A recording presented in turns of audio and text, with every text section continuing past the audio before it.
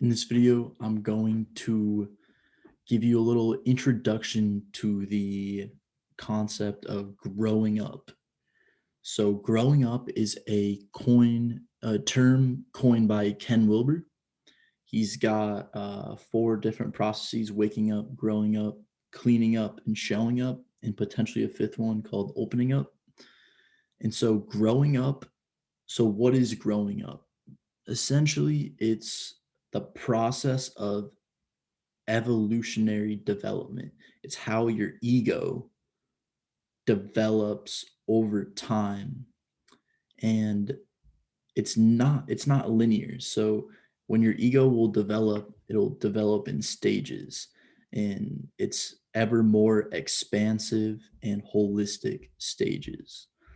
So this process is typically one from going from a super egotistical ego to one where your sense of identity and ego expands out to a more world centric, and even to just all of reality. Your ego is expanding and encompassing more as you're developing. And the way that this growing up process works is that it's a transcend and then include.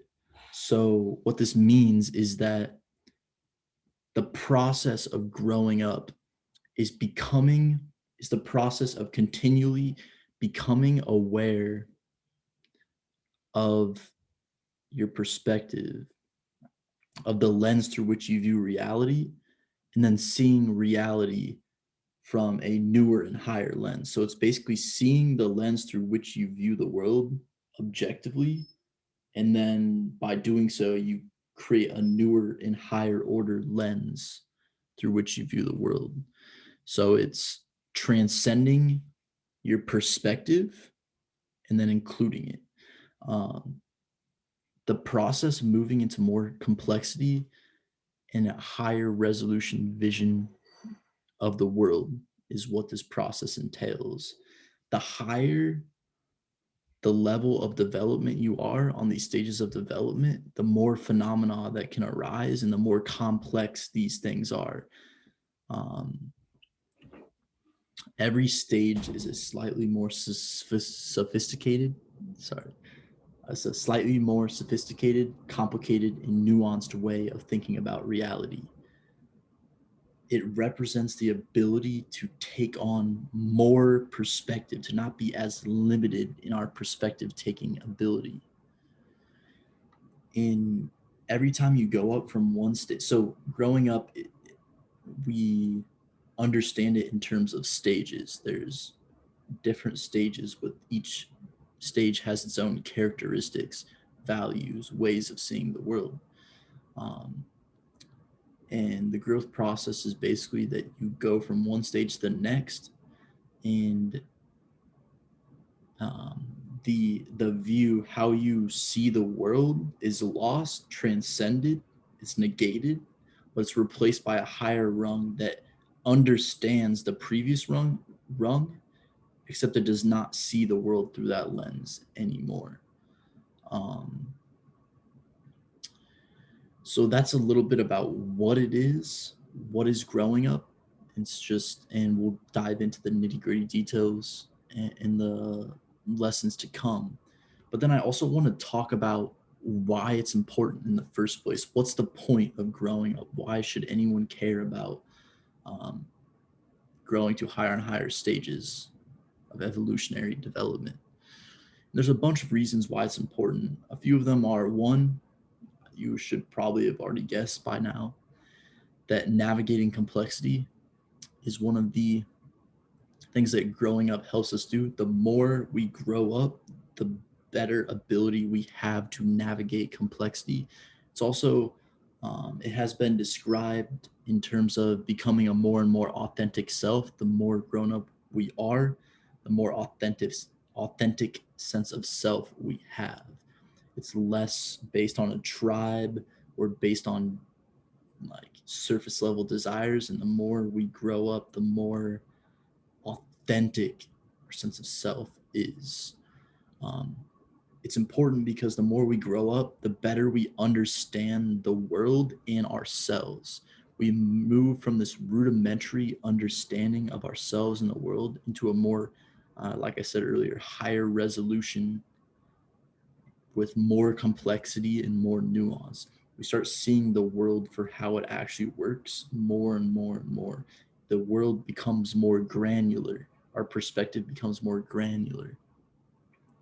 Another reason why growing up is important is because it helps us have more effortless interpersonal relationships. We start to understand the perspectives of others much more easily. Uh, once you once you see the stages, you also see your development through the stages, and you can start to interact with other people at various different stages.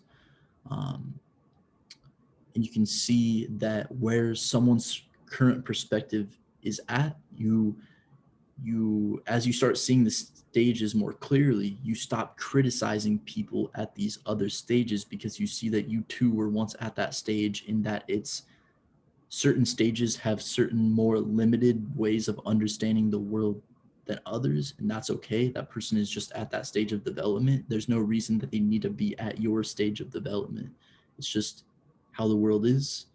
And to try to think that someone at a lower and more limited stage should be at a higher stage, it's just like thinking that a fourth grader should be as smart as someone in high school.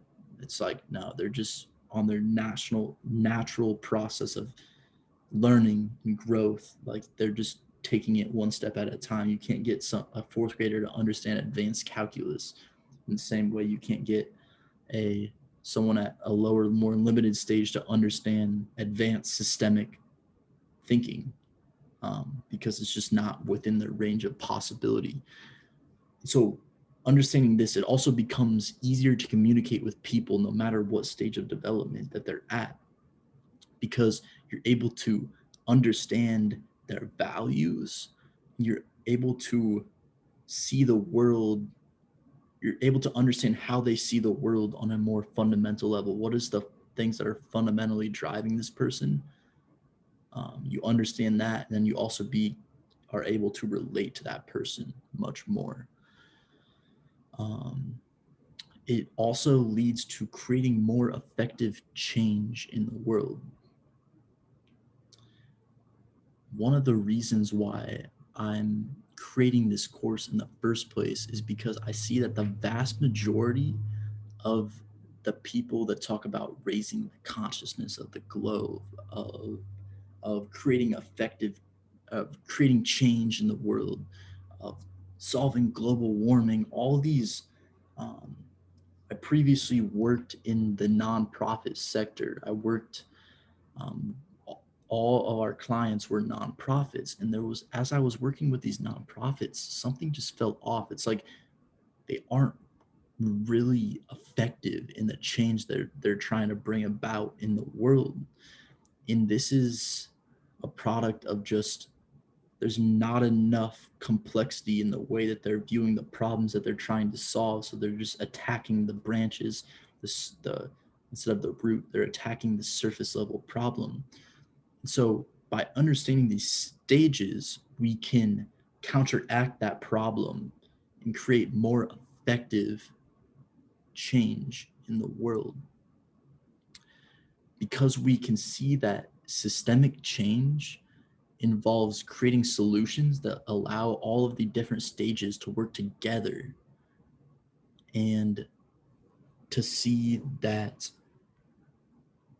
a truly inclusive society must make the room for the traditional, the modern and postmodern values, the ego-centric, the ethnocentric, more like tribe conformist, and the world-centric, ecocentric values. These all must work together, and that none of just because someone's at a traditional egocentric way of viewing the world, that doesn't, it's not wrong. It's just the resting ground for where they are in life at this moment. And then we can start to see the importance of each stage in the unfolding evolutionary development of humanity at large. And thus we can make room for these stages. Um, because you see, we can start seeing how, again, each stage is like a resting ground for large swaths of the population at large. And because we understand this does not mean that we agree with this. It just means that we can create better solutions that take all of these different stages into account. And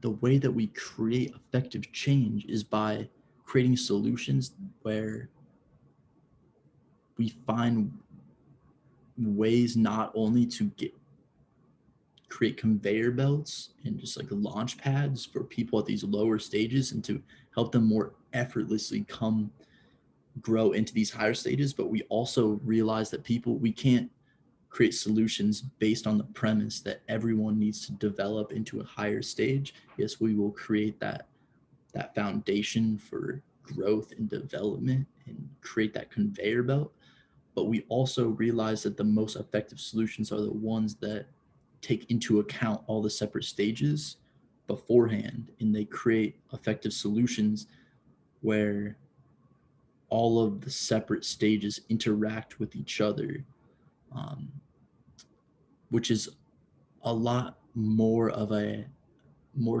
it's a lot more of the time a more complex and nuanced and higher order solution than the ones being put out in, for example, the media. Most of the um, political scheme at large right now is just mudslinging contests from one stage of development to the other, both thinking that the other person should be see the world how they see the world.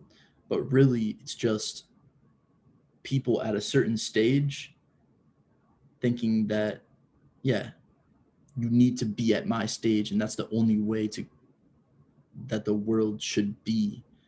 When in reality, if someone's at a lower stage, it's just gonna cause them to get pissed off even more.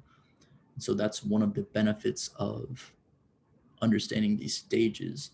And the vision is, as if you're taking this course, you're obviously interested in some of these higher, more complex views and understandings of reality and development, which means you're already on the leading edge of this type of stuff. And the vision is that we're already on the leading edge as we progress further and further and further through higher and higher, more complex and more complex ways of viewing reality. We're literally creating the structures. We're literally creating the paths. We're like chopping the weeds in the jungle and like creating the ruts that people will automatically go down. It's like we're laying the groundwork for future generations to understand these higher stages of development. And I want to end off with a quote by the guy that developed this growing up model, Ken Wilber. He said in his book, The Religion of Tomorrow, that innovation and new discoveries are not to be found in the upper right quadrant, which we'll talk about later. I'll define that more. With nano, robotic, and genetic breakthroughs, rather they're to be found in the profound breakthroughs of the upper left quadrant, which is where growing up resides. He says they're not to be found in like science. They're to be found in, and then I'll continue the quote, in the upper left quadrant growing up as people develop into higher tier capacities that will redefine the human self-image in the conception of how developed consciousness can impact evolution itself. So, end quote. So basically what he's saying is that innovation, the heart of innovation in the future is not going to lie at like these scientific materialistic discoveries. It's going to lie in laying the groundwork for new generations of people to understand the development of consciousness and how it impacts evolution in the world at large. And I'm so excited to be diving into these concepts with you guys in this course. Um, and I will see you in the next lesson.